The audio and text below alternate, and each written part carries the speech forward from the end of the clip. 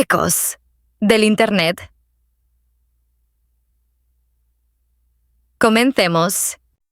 Hay historias que no aparecen en las noticias, no porque no hayan ocurrido, sino porque nadie se atreve a contarlas en voz alta. Relatos que no se graban con cámaras, que no quedan en archivos oficiales y que solo existen en la memoria de quienes lograron salir con vida. Historias contadas con susurros en la noche, entre personas que reconocen una sola mirada, porque saben que estuvieron cerca, demasiado cerca. La mañana no siempre se anuncia. A veces parece que en un taxi que no hace preguntas, en una camioneta detenida a lo lejos, en un retén improvisado, o en una fiesta que de pronto se queda en silencio. No todo lo que cruza en ella desaparecen. Algunos regresan, otros siguen en camino, y unos cuantos viven para contarlo. Estas son algunas historias de algunos héroes, y nada de ello. Son experiencias reales, de personas comunes, madres, padres, migrantes, familias enteras que por un instante entendieron lo frágil que es la vida cuando depende de una décima ajena. Aquí no hay nombres reales, no hay fechas exactas, solo recuerdos que siguen pesando. Esto es historias y experiencias con la maña, relatos de quienes estuvieron ahí, miraron de frente al miedo y por razones que quizá nunca entenderemos del todo, pudieron seguir adelante y están aquí para contar su historia, que, aunque la enseñanza no es clara, nos deja un aprendizaje claro de que una vida a veces es algo que vale o se puede perder en cuestión de segundos. Cuando uno decide cruzar la frontera, no lo hace pensando en el miedo, lo hace pensando en el futuro, en el trabajo, en la familia, en la promesa de una vida distinta. Yo no sabía qué decisión me iba a llevar a conocer un lado del camino del que casi nadie habla. Me dijeron que había una persona que estaba pasando mucha gente, que no regresaba nadie, que era seguro, así lo decían. Me pasaron su número, como si fuera una bendición. Marqué. No hubo preguntas largas, no hubo explicaciones, solo una instrucción seca. Deposítame esta cuenta. Cuando esté, te vienes para Sonora. Yo mando a alguien por ti en la terminal. Tú solo diles, eres gente de tal. Y así fue. Deposité, compré mi boleto, me fui. Mientras el camión avanzaba, intentaba convencerme de que todo era normal, que así funcionan estas cosas, que era un coyote más, pero algo en la forma en lo que habló no me cuadraba. Cuando estaba a punto de llegar, me mandaron un mensaje: ya va un taxi por ti. No pregunté nada, subí. El chofer no hablaba. Yo miraba por la ventana, tratando de ubicarme, pero cada calle se veía más vacía que la anterior, hasta que llegamos. Cuando me bajé del taxi, lo primero que vi fue eso: guachos, pero no con uniforme, guachos con tenis, hombres armados, armas largas, demasiadas.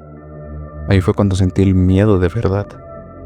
Pensé que este no es un coyote normal. Me metieron a una casa. Adentro había mucha gente, hombres, mujeres, algunos jóvenes, otros ya cansados. Nadie hablaba. Todos entendíamos lo mismo. Ya estábamos dentro. No había gritos, no había golpes, pero el silencio pesaba más que cualquier otra amenaza. Esa misma tarde nos subieron a una camioneta. Éramos varios, y con nosotros se subieron como 6 de esos hombres armados. Afuera, otras 2 camionetas llenas de solo ellos. No era un traslado, era un convoy. Nos adentramos en el desierto. El sol se fue y la oscuridad cayó rápido. En un punto se detuvieron. Nos dijeron: espérenos aquí, vamos a pasar con los narcos. El corazón se me subió a la garganta. Pero de pronto, uno de ellos, otro hombre, riéndose, dijo: ja, ja, ja, no es cierto, si somos nosotros. Se estacionaron. Ya había otras 2 camionetas esperándonos. Hablaron entre ellos. No sé si se entregaron algo. No sé si se pusieron de acuerdo en algo más grande. La noche no dejaba ver nada. Estuvimos ahí como 2 horas. 2 horas que se sintieron eternas. Después nos bajaron. Nos dijeron: de aquí caminamos. Y empezamos. Eso sí lo puedo decir. Nunca fueron groseros. Nunca nos tocaron. Nunca nos gritaron. Pero daban miedo. Porque todos estaban armados. Porque eran muchos. Porque sabías que ahí, en medio del desierto, tu vida no te pertenecía. Ese día entendí algo. Que cruzar no siempre es huir del hambre. A veces es cruzarte con algo peor. Y aunque nadie nos hizo daño, hay experiencias que se quedan tatuadas en la cabeza. Porque no todos los caminos al norte los guía un coyote. Algunos, vaya, los controla una sombra.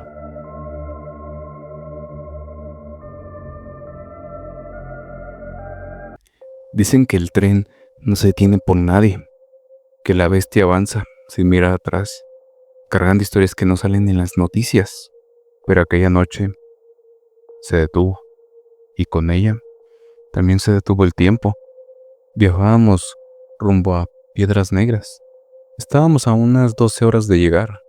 Íbamos en uno de los vagones casi vacíos. Algo raro para ese trayecto. Éramos unas 15 personas, todas familia. Había mujeres, hombres y niños. Yo viajaba con mi hija, de apenas 3 años, pero era finales de octubre. Hace poco, más de 2 años, el tren quedó varado en medio de la nada. Nada de luces, nada de señal, nada más que un pequeño pueblo a lo lejos, y la luna iluminando apenas los rieles. El silencio era tan pesado que dolía. Se escuchaba el viento. Hasta que comenzaron los ruidos. Piedras golpeando el riel, una, otra y otra. Nos asomábamos con cuidado, intentando ver quién era, pero no había nadie, ninguna silueta, ningún movimiento, solo el sonido seco del metal y las piedras cayendo en la oscuridad. Ahí fue cuando el miedo se nos metió en el cuerpo. Intentamos dormir, pero nadie podía cerrar los ojos del todo. Yo abracé a mi hija, la sentí respirar, y en ese momento, con el corazón temblando, me entregué a Dios. Estaba aterrado. Le pedí que no nos dejara solos, que cuidara a mi hija, que si algo iba a pasar, por favor, no fuera esa noche. A lo lejos comenzaron a verse luces, camionetas, muchas, venían cerradas, avanzando lento, directo hacia donde estábamos. Al principio pensábamos que era gente que custodiaba el tren, pero no cuadraba. Algo andaba mal. Era sábado, había fiestas de San Judas. Incluso el chofer del tren se había ido a tomar unas cervezas. Por eso estábamos varados. Por eso nadie volvió. Sabíamos lo que era. No hacía la falta de ruido. Era la maña. Las camionetas se quedaron ahí. No se acercaron. No bajaron. No gritaron. Solo estuvieron observando. El tiempo pasó lento. Eterno. Minutos que parecían horas. Yo no dejé de rezar. No dejé de abrazar a mi hija. Y entonces, sin explicación alguna, se fueron. Las luces se apagaron una a una y las camionetas desaparecieron en la oscuridad, como si nunca hubieran estado ahí. Nadie habló, nadie preguntó. Todos sabíamos que algo había pasado. y que no entendíamos por qué seguíamos con vida. Horas antes, en la tarde, algunos hombres del grupo habían ido al pueblo cercano a buscar comida. La gente de ahí les preguntó de dónde éramos. Cuando dijeron que éramos de Ecuador, la respuesta fue clara: qué bueno, porque a muchos de Guatemala, Nicaragua y Honduras se los están llevando. Los hacen esclavos en minas de carbón o ya no regresan. Eso nos lo dijeron sin bajar la voz, como quien habla de algo cotidiano, como si fuera normal. Esa noche entendimos que el tren no solo transporta migrantes, transporta miedo, fe, promesas rotas y milagros silenciosos. Yo creo en Dios. San Judas no nos abandonaron. ¿Por qué hay otra explicación? ¿Por qué nadie se acercó? ¿Por qué nadie bajó? Porque seguimos vivos. Desde entonces, cada vez que escucho un tren, recuerdo esa noche. Recuerdo todo. La luna, las piedras, el riel, las camionetas en la oscuridad y el abrazo fuerte que le di a mi hija. Y creo que con esto no es algo que salga en las noticias, que no tienen pruebas, que solo la viven en la memoria de quienes lograron contarlas. Esta es una de ellas.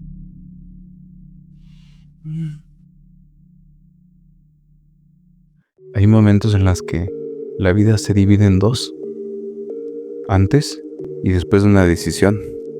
Para muchos migrantes, ese punto exacto ocurre en la mitad de la frontera. No cuando se cruza, sino cuando algo o alguien te hace bajar del autobús. Eso me pasó hace 2 años. Íbamos rumbo al norte. El viaje era largo, cansado, silencioso. Nadie hablaba demasiado. Cada quien iba metido en su cabeza, pensando en lo mismo, en llegar. Todo parecía normal. El autobús seguía su ruta, hasta que, sin previo aviso, se detuvo. Subieron hombres que no llevaban uniforme oficial. Nos dijeron quiénes eran. Solo dijeron órdenes, secas, firmes. Todos abajo. El corazón se me fue al piso. Nos armaron al costado del camión, uno por uno, sin preguntas, sin explicaciones. Nos pidieron nuestras credenciales. Las revisaban rápido, sin cuidado. No parecía importarles si eran reales o no. Lo que querían era otra cosa. Después vino lo que muchos ya conocen: el dinero. Nos pidieron efectivo. Todo lo que traíamos. No tuvo discusión, no hubo opción. ¿Quién dudaba? Recibí una mirada que dejaba claro que no era una sugerencia. Yo entregué lo poco que tenía. Sentí coraje, humillación, miedo. Pero también pensé, mientras me dejen volver al autobús, está bien. Y entonces pasó. Había una pareja, un hombre y una mujer. Iban juntos desde el inicio del viaje. Se notaba que se cuidaban entre ellos. Cuando llegó su turno, algo cambió. No fue un grito, no fue un forcejeo, fue peor. Uno de los hombres señaló un carro estacionado más adelante. Les dijo que se subían. Así, sin explicación. La mujer dio una mirada asustada, buscando ayuda. Volteó a ver al resto, pero nadie se movió, nadie dijo nada, porque esos momentos, hablar puede costarte todo. Lo vimos alejarse, subieron al carro, las puertas se cerraron, el motor arrancó y se fueron. Nunca supimos por qué ellos, nunca supimos a dónde los llevaron, nunca volvimos a verlos. El resto, volvimos al autobús, como si nada hubiera pasado, como si no acabáramos de presentar algo normal que no se borra. Nadie habló durante el resto del camino. Nadie lloró en voz alta. Nadie preguntó, pero todos pensamos lo mismo. ¿Por qué ellos? ¿Y si hubiera sido yo? ¿Y si la próxima vez no regresó al asiento? Ese día entendí que algo que no te enseñan en ningún mapa migratorio, que no todos los peligros vienen del desierto, que no siempre en la migra, que a veces el verdadero miedo aparece antes de llegar. Esa pareja se quedó conmigo, en la memoria, en las preguntas sin respuesta, el silencio incómodo de un autobús que siguió su camino. Porque hay historias que no tienen un final, solamente la ausencia. Pero si estás escuchando esto y alguna vez bajaste de un autobús en medio de la nada, sabes exactamente de qué hablo. Y si no, reza para que nunca te toque vivirlo. En los ranchos, el silencio no siempre significa tranquilidad. A veces significa que alguien está observando. Esta historia ocurrió en el rancho de mis abuelos. Una noche que se suponía que sería solamente fiesta, música, familia y nada más. Había fiesta. La música sonaba fuerte. La gente reía. Los niños corrían. Los adultos tomaban y platicaban como si el mundo no existía más allá del rancho. Todo bien, hasta que, sin saber por qué, sentí la necesidad de mirar hacia las montañas. No fue curiosidad, fue algo más. Ya saben, una sensación rara, como cuando sabes que alguien te está viendo aunque no lo veas. Y ahí estaban, muchas personitas, paradas, quietas, mirando directamente hacia la fiesta. No se movían, no hablaban, no hacían ruido, solamente estaban ahí. Al principio pensé que era mi imaginación, ya saben, la oscuridad, las luces, el cansancio, pero volví a mirar y seguían ahí. No parecían gente del rancho, no eran vecinos. No era normal que alguien se quedara parado en el cerro, solo mirando. Se lo comentó un primo, luego otro. Nadie quería voltear mucho tiempo, porque cuando volteas, sentías un frío extraño. Pero, ¿qué más? La fiesta siguió, como si nadie quisiera aceptar lo que estaba pasando. Pasó una hora, o tal vez más, y entonces ocurrió lo peor. Alguien gritó que venían carros por la carretera. No eran uno, ni dos, eran varios. Los faros iluminaban el polvo del camino, y cuando se acercaron, los vimos bien. Eran hombres armados, no soldados, no traían uniformes oficiales, no había placas, no había insignias. Uno de ellos cargaba un barrete, un arma que no todos los días lo ves, un arma que no necesita explicación. La música se apagó, el ruido de golpe. Mi tía se puso pálida, las piernas ya no le respondían, casi se desmaya. Los niños dejaron de correr, los adultos no sabían qué hacer, nadie hablaba. Los hombres se quedaron observando, igual que las figuras en el cerro. Por unos segundos o minutos, nadie sabe cuánto tiempo pasó, solo que ese silencio fue el más largo de mi vida. Pero no hicieron nada, no hablaron, no entraron, no se llevaron a nadie. Después de un rato, se fueron, así como llegaron. La fiesta nunca volvió a ser la misma. Algunos lloraban, otros rezaban, otros solo querían irse. Ya volví a mirar hacia el cerro. Ya no había nadie. Como si nunca hubiera pasado esto. Como si nadie estuviera ahí. Esa noche aprendí algo que en los ranchos todos saben, pero pocos dicen en voz alta. Hay momentos en la vida que depende de alguien que decida no hacer nada. Gracias a Dios, no nos hicieron nada. Pero desde entonces, cada vez que hay fiesta en el rancho, nadie vuelve a mirar hacia las montañas, porque a veces lo que mira de regreso no quiere ser visto. Las historias que escuchaste hoy no buscan asustar, ni glorificar la violencia, ni convertir el miedo en espectáculo. Son recuerdos de gente que sigue viva, pero quienes lo cargan, momentos breves, decisiones ajenas, silenciosos, forzados, instantes en que la vida pudo terminar sin explicación clara.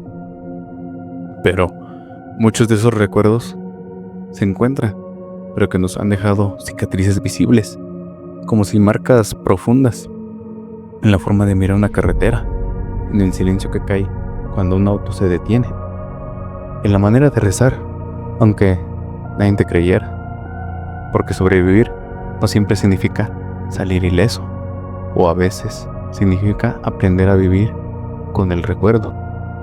Estas experiencias no tienen un final feliz, ni una enseñanza clara, solo la certeza de que en ciertos caminos y es todo. Simplemente a seguir con la vida. Ya es un milagro. Gracias a quienes se atrevieron a contar lo que vivieron. Gracias a que quienes escucharon con respeto. Gracias. Esto fue Historias y Experiencias con la Maña. Y aunque este volumen termina aquí, hay muchas más historias esperándonos ser contadas.